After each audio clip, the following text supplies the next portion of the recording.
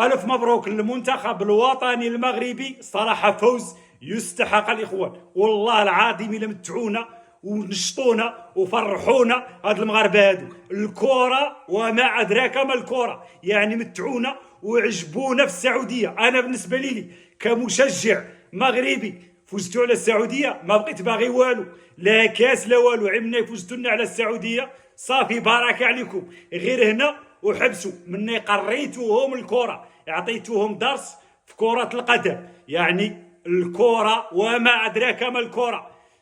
والاخوان اش بان لكم انتم في المباراه؟ اش بان لكم في المباراه ديال المنتخب الوطني المغربي؟ الصراحه مباراه اكثر من رائعه، والدفاع ما يهضرليش على الدفاع. الدفاع احسن دفاع كاين في هذه البطوله هذه، في هذا كاس العرب. هذا هو الدفاع ديال المنتخب الوطني المغربي. الصراحه كيتقاتلوا. وهاتوا المغرب، هاتوا المغرب، ها هما هاتوا. ايوا هي فين هاد هاتو ديالكم؟ وريونا هاتو ديالكم فينا، هي هاتو ديالكم. الف مبروك للمنتخب الوطني المغربي.